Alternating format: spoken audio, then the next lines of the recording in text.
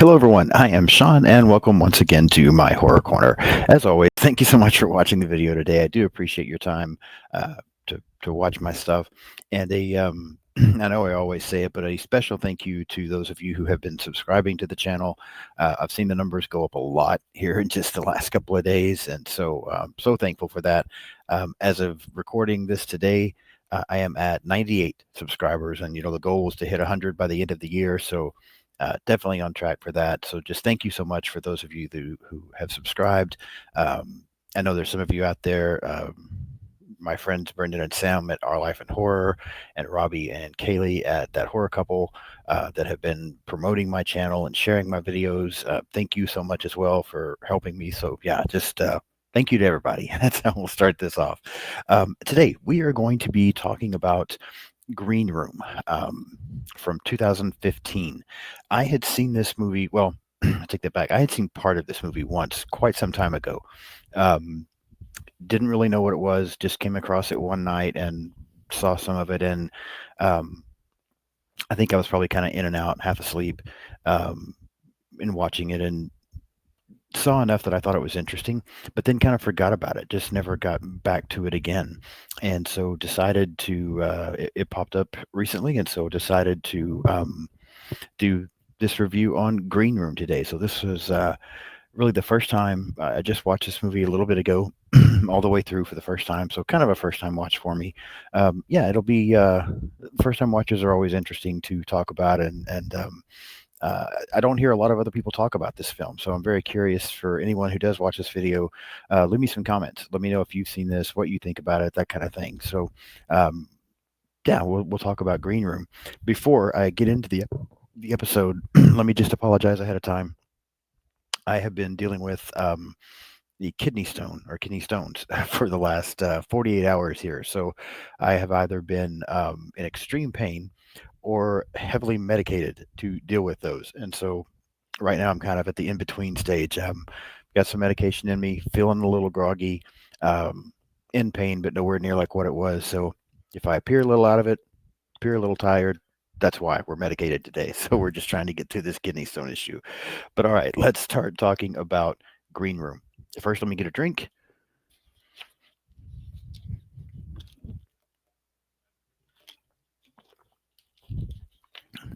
Yeah, found out I don't drink enough water as part of the reason for the kidney stone issues that I've had. I've had them multiple times. Yeah, sick of kidney stones, so we got to get over that. All right, let's start talking about Green Room. Quick kind of overview for the film, synopsis, whatever you want to call it. Tagline: One way in, no way out. A punk rock band is forced to fight for survival after witnessing an act of violence at a skinhead bar. Yeah, that sums it up pretty well.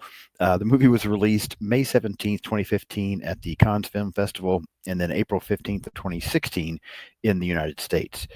Film was directed and written by Jeremy Saulner, produced by Neil Kopp, Victor Moyers, and Anish Savani. Cinematography by Sean Porter. Music by Brooke Blair and Will Blair, distributed by A24, a runtime of 95 minutes, budget of $5 million, box office of $3.8 million. So did not do well at the box office. However, Rotten Tomatoes scores 90% from critics, 75% from the audience, and IMDb scores of 7 out of 10. So movie didn't perform well at the box office, but obviously people that have gone back and seen it since then, for the most part, seem to like this film. Yeah, I said IMDb rating 7 out of 10. Cast for this film, I'm going to struggle with some of these names just to give you a heads up. Anton Yelkin, Imogene Poots, Ala Shawkat, Joe Cole, Callum Turner, and Patrick Stewart. So we'll stop there just for a moment to talk about this cast and talk about the characters in these films. In this film, first of all, I think everybody does a good job. I don't think there's bad performances in this movie. Um, yeah, the acting is all fine, but that being said, I've said before, I like it when we can have at least some likable characters in a film, and I feel like this one struggles to really give us that. To be honest with you, well, again, I think the performances are fine. Um, I just don't find this the most likable group of people, really. And it's not that, there's a few obviously that you're going to dislike in the film, but even the ones that are the good guys, so to speak, I just don't find anybody in this movie incredibly likable. They're okay, but I just, it wasn't one of those where I really found myself behind the group that was trying to survive and really supporting them. But at the same time, didn't find the killers so amazing that I was really rooting for them either. So it does hurt a film a little bit to me when there's not someone that I can get behind, good guy or bad guy. I've talked about it before so many times. When we watch slasher films, we watch those because we want to see what Jason does to people, what Michael does to people, what Freddy does to people, what Chucky does to people, that kind of thing. So you find yourself we've become so familiar with these characters that we find ourselves basically rooting for them. um, this film, I don't feel like you really root for me. I didn't find myself rooting for the either the good or the bad. It was just let's see what happens kind of thing. But again, it's not anything against the performances. I feel like the performances were all fine. Um, Probably just the way the characters were written. And, I don't know if they're supposed to be. I feel like our main characters for the film turned out to be a guy named Pat and a girl named Amber, and I feel like you're supposed to like them and be behind them. And again, it's not that I dislike them. I just don't find them that likable enough where I'm really rooting for them either. So let me just say that before we move on. Any behind the scenes notes, just a couple of things. This came from Jeremy Saulnier's desire to create a film in a green room. And, I'm actually going to look it up right now because maybe this is silly of me, but I don't think I really even knew what a green room was. Now, after watching this film, I have a pretty good idea, but I want to know exactly what that is. So, for those of you that don't know, a green room is a lounge area backstage or off camera in a theater, TV studio, or other venue where performers wait to go on stage and appear on camera. Okay, that makes perfect sense. That's what it seems like. I just didn't know it was called a green room. Yeah, got a little sidetracked there for a second, but um, it came from Solner's desire to create a film in a green room. Solner actually said that it was an obsession of his for quite some time to create a film in this kind of a setting. The movie was filmed in Oregon from October through November of 2014, and Solner himself was once in a hardcore punk band called No Turn on Fred. That's really about all I've got for anything behind the scenes for this movie. So we'll kind of get into it now. We'll go through the plot here a little bit, talk about what happens in this film. Um, Kind of give you my take on it as we go on. Let me get another drink.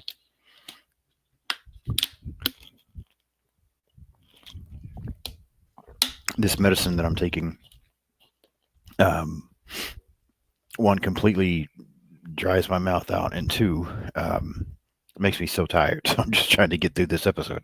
All right. So initially, we begin this film by getting an introduction to this punk rock band called the Ain't Rights. Pat, Sam, Reese, and Tiger. And we get brief introductions here to them. We find out that they've had a show, that they're traveling kind of in the northwest area there of the United States, and they have this show that's been canceled. But a radio host named Tad, who is interviewing them, is able to then turn around and get them a performance at a Nazi skinhead bar just outside of Portland, opening up for a Nazi metal band called Cowcatcher. Um, this is not an extraordinary opening. I think it's just a brief introduction to these characters and to this band.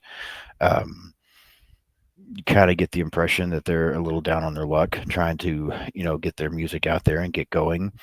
We do get a kind of a clip of them performing, and punk rock is not really my thing. So even the score and the soundtrack for this film, it's just not of interest to me. I'm sure there's some people out there that would really like it.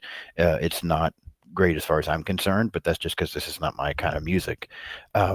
But a mediocre open. It's a decent introduction to these characters and to the setup of what they're what's going to be taking place. But here's where I was kind of talking about it, where I just don't feel like anyone is just incredibly likable. They all seem okay, but again, nobody just really jumps out as being an incredibly likable character that you can get behind. Don't dislike any of them, just don't really like them. They're just kind of there. So they go to do this show. After the show, one of the group has left. I believe it's Sam, but I could be wrong. Has realized that she's left her cell phone in this green room, and Pat goes back to the green room to get her phone for her. But while there, he sees the body of a girl named Emily, who has been stabbed by a member of this cowcatcher band. The rest of his group shows up. Pat tries to call the police on his cell phone, but they are then some of the bar employees end up getting a hold of them. They take the band captive, they take the phones, and they're just holding the band there in the green room. And initially, the call gets disconnected, but it's already been placed to the police. So then a gentleman named Gabe in the skinhead group ends up paying one skinhead to stab another to kind of create a cover story for the police, so that it'll just look like a bar fight where someone gets stabbed, and this body of the woman is never actually found. And that's kind of what takes place here. We do see the police show up. We see the one skinhead stab another one. Cops are showing up, questioning them, and that's just kind of what it looks like as a bar fight. And from there, then we discover that the owner of the bar, a gentleman named Darcy, played by Patrick Stewart, he wants to basically kill these band members so that they can eliminate any witnesses that have seen this body and seen what's happening. Along with them in this green room where they're being held is a woman named Amber, who was friends with Emily, who was stabbed and killed. Again, nothing incredibly special here. I mean, it's fine. I don't think anything is jumping out as we set this plot up and start to get into it a little bit. I mean, yeah, it would be a terrible situation to be in, but I don't really feel like, again, that anything is just blowing my mind. No performances here that are just incredible. Again, not bad, but nothing here that's just really jumping out as being incredible. I even felt like it felt a little bit slow right here in the setup. I mean, again, I realize what they're trying to do is they're establishing this story, but yeah, if they're watching this first maybe quarter of the movie, this first fourth of it, I'm like, okay, this is I remember something catching me about this movie before, but now I don't see what it was, because I'll be honest, I was finding myself a little bored with this at this particular point. Things do take a little bit of a turn here, though, and pick up, because there's a gentleman from one of the bar guys that have been keeping the band locked up in this green room. Goes by the name of Big Justin. The band ends up kind of being able to overpower him, and then starting to try to negotiate with Darcy. Pat basically being the spokesperson for the band, trying to negotiate something with Darcy. In this negotiation between Pat and between Darcy, I feel like the tension begins to pick up here a little bit. Patrick Stewart gives a pretty good performance here, and even though you're not really seeing him, you're seeing Pat, but you're hearing Darcy. I feel like the speech that he gives and the way he lays this out for them, initially almost trying to seem like they're not in any danger. They're actually were locked up for their own protection while they've tried to figure out everything that was going on. But it's somewhat creepy, and it begins to build the tension. And then as Pat decides, okay, they've come to an agreement to where the band in this room has a gun, and that's the first thing Darcy wants to eliminate is this gun. And he tries to basically make it sound like, for everyone's protection. Let's get the gun out of the way. And so Justin agrees to open the door and give them the gun, and then he and his group will be brought to safety. But as he's beginning to open the door, Amber, who is looking through some like a vent in the floor and can see the other side, realizes there's multiple people standing there, and she tries to warn Pat that this is a trap, it's a setup. But it's a little bit late. Pat's already got the door open, and we get a pretty good scene here where there's a lot of tension. There's some excitement where now these people on the other side of the door, they have got a machete, and they're like chopping at Pat's arm. He ends up dropping the gun. The band is trying to fight them off through the door and pull Pat back. And so they finally are able to get him back and get the door shut and locked. But now they don't have their gun anymore. And the gore here looks pretty good. Pat's arm looks pretty rough as it's all cut up. And then, of course, now Big Justin also tries to attack the group. They're inside the green room, and one of the band members, Reese, ends up kind of putting a chokehold on him and trying to choke him out. Thinks he has him choked out once, and then Big Justin comes back, and so he starts choking him again. And they want to make sure he's dead, so Amber gets basically a box cutter and slices his stomach open to make sure that he's dead. That scene looks pretty good too. The gore there looks pretty good. So through this whole section of the film, I feel like the tension's starting to pick up, the pace is starting to pick up. We're starting to get some, some good special effects, some good gore, and I start thinking, okay, this must have been what I saw before to cause me to be interested in watching this entire movie. Um, but then I feel like we almost hit a lull again, because from there, the group starts trying to figure a way out. They're still trapped in this green room, basically, and so they start trying to find a way out of this. They end up uncovering a underground drug lab. They kind of get through it, but it turns out the door on the other end is locked from the outside, so they can't get out that way. And so finally, they decide that they are going to leave the room and try to enter into the club and get out that way and just fight for survival. As they leave the room and go out into the club is empty for a moment, but then one of the skinheads have an attack dog that he ends up unleashing on them. This dog attacks and kills one of the members of the band, Tiger.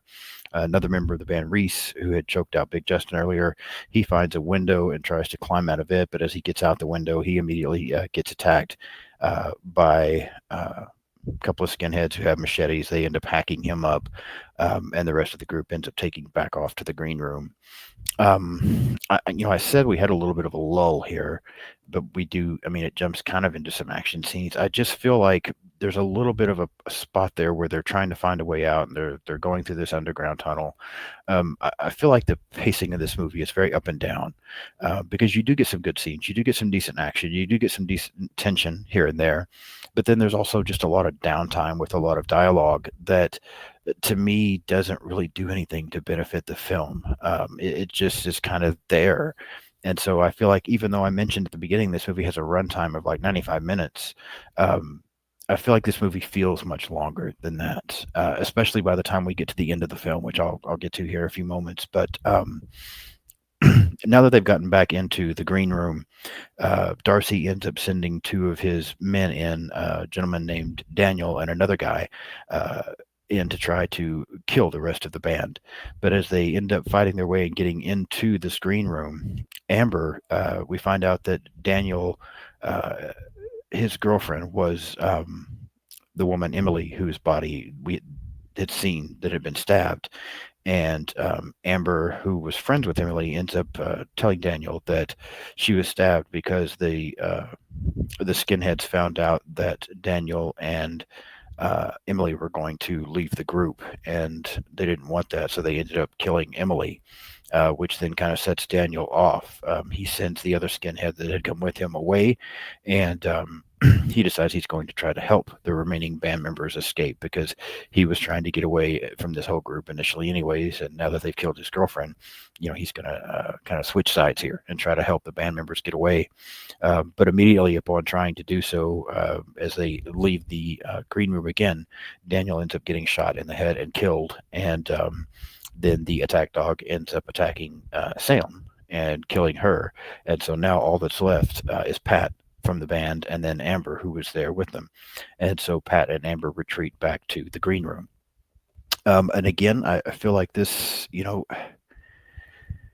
I don't know, it's so difficult, because like I said, we get some decent action scenes again. It looks really good when Daniel gets shot in the head. I feel like that kill scene looks good. Again, we see another scene with the attack dog. I think the attack dog scene earlier, where it killed another member of the band, and I'm trying to look back through my notes to see that name, because I completely forgot who it was. Oh, Tiger. I feel like that looked a little better. We got a little more gore there than we did with the dog killing Sam, but there is some action sprinkled throughout this, but I don't know. I just don't feel like it's. I don't feel like it's enough to keep me hooked, because there's also, again, every time there's an attack or a battle, then it's followed up by, kind of slower period with some conversation, and I just don't think it all flows together very smoothly, in my opinion. Um, Back in the green room, Amber and Pat Darcy ends up sending two more men in to try and kill them, but they're able to get the upper hand. Amber ends up hiding and then coming up behind one of them and slitting their throat. And then Pat is fighting the other one, and Amber gets a hold of a gun and ends up shooting and killing him. And so, they've wiped out a couple of more members of these skinheads, and they then come across Gabe, another member of the skinheads who we'd seen earlier in the film. And you kind of tell that Gabe feels guilty about everything that has happened, and so basically he surrenders to them, and the two of them and Gabe start walking through the woods, and Gabe agrees to go to a farmhouse and call the police to try to get them some help. um, and so they decide that to let him do this. I have a little bit of a problem with the scene.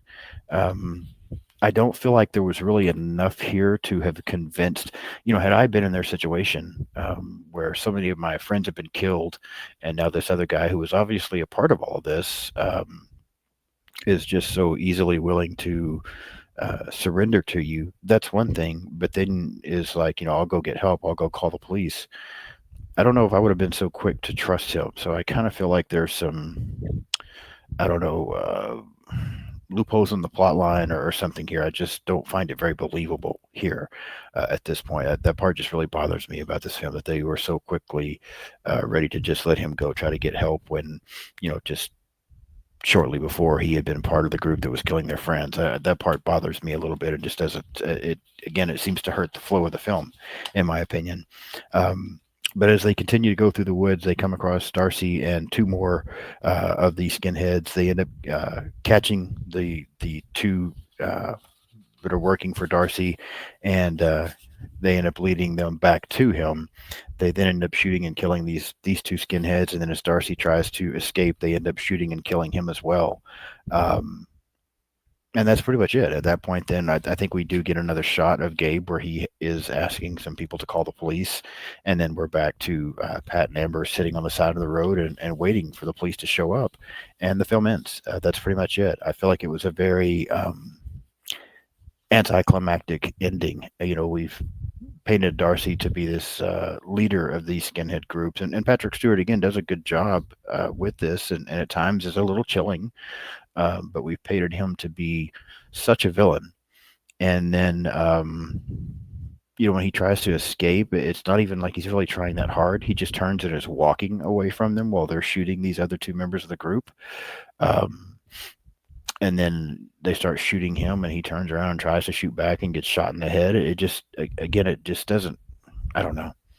It just seemed, it kind of seems silly to me. I feel like this movie has a decent story. The story's intriguing, for to have this set up in the green room and things to go down the way that it does. And again, as I said earlier, there are some good moments in the film of some tension here and there. The performances are fine, but there's also just a few too many moments for me that just seem to drag with pointless conversations. And then this ending is just so, even though the movie feels longer than the 95-minute runtime, and feel like it drags a little bit, then we get to this ending and it just is over so quickly. So again, the pacing of this film bothers me. I don't feel like there's a good flow to the movie. And so the pacing of this film really bothers me. Um, Looking back on it now and trying to give a rating to it, I feel like this is a very middle of the road movie, about as middle of the road as you could possibly be. I'm not surprised it bombed at the box office. I am surprised that Rotten Tomatoes scores and IMDb scores are so high, because to me this is just a very mediocre film. It's got its good points, but it's got as many bad points as it does good. And so, yeah, to rate this on my scale of 1 to 10, I would shoot right in the middle. This is a 5 out of 10 to me. Um, it's not a terrible movie, but it's not really a good movie either. It's just very middle of the road, very average. It doesn't really even feel like a horror movie. It feels more like of an action thriller, in my opinion. But again, decent performances, some good gore here and there. Not anything just fantastic, but some good gore here and there, decent story, but just a lot of um, I don't know, just a lot of issues with the pacing and the flow of the film. I just don't think it always goes together, and again, not having any characters that are just incredibly likable hurts this as well. So very middle of the road movie, 5 out of 10 for me for Green Room. So now, yeah, I'm curious what you think. If you've seen this movie, I would really like to know your opinion of it. Let me know if you agree with me, if you disagree with me. Is this one you like? Tell me your thoughts on Green Room. I do so appreciate the interaction. I've also been getting a lot more of that on the channel lately with people leaving comments and sharing their thoughts on the films. And so I really do appreciate that. That's one of my favorite things about doing this is the interaction with the horror community. Such a great group of people. So yeah, leave me some comments. Let me know what you think about Green Room. Hit the like button on the video today. If you haven't subscribed yet to the channel, again, please do so. Help me reach that goal. We're so close, so help me reach that goal, and then I'll set a new one going into next year. But yeah, like and subscribe, comment, follow me on social media. I'm pretty much on everything out there: Blue Sky, Instagram, um, Threads, TikTok, X. I have a letterbox page. You can find me on just about everything by searching Sean's Horror Corner.